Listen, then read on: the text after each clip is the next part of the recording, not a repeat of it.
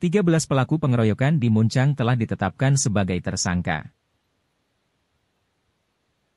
Kepolisian Resor Lebak melaksanakan press conference terkait kejadian pengeroyokan atau melakukan kekerasan secara bersama-sama yang terjadi di Kampung Babakan Padik, Desa Sukanegara, Kecamatan Muncang, Kabupaten Lebak, yang terjadi pada Minggu 8 Mei 2022. Kapolres Lebak Polda Banten AKBP Wiwin Setiawan mengatakan bahwa kronologis dari penangkapan ke-13 orang tersangka yang saat ini kami tetapkan menjadi tersangka yaitu berawal dari adanya kejadian pengeroyokan di tanggal 8 Mei 2022 sekitar pukul 1.30 di Kecamatan Muncang.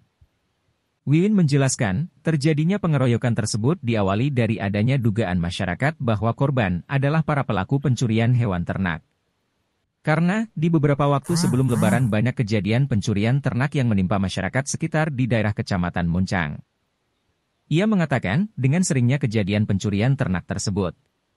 Maka dari itu, masyarakat merasa curiga kepada korban, kemudian dilakukan interogasi dan para korban pun diikat, lalu dilakukan penganiayaan secara bersama-sama atau pengeroyokan.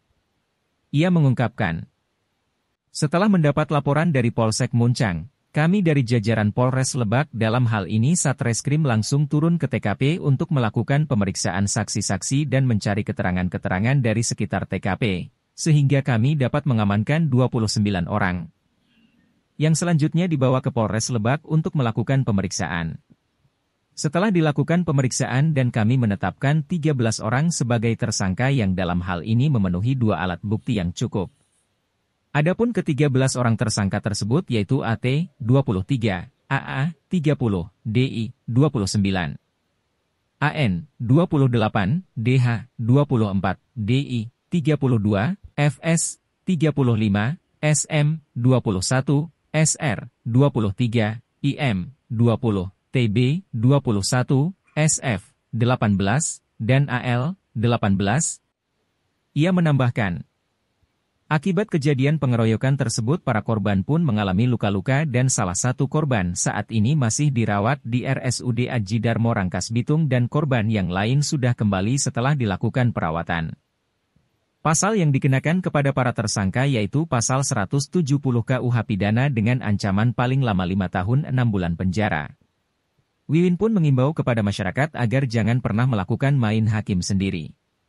Karena kegiatan main hakim sendiri yang dilakukan oleh masyarakat tidak dibenarkan di negara kita yang merupakan negara hukum. Silakan warga masyarakat untuk melaporkan kepada pihak kepolisian.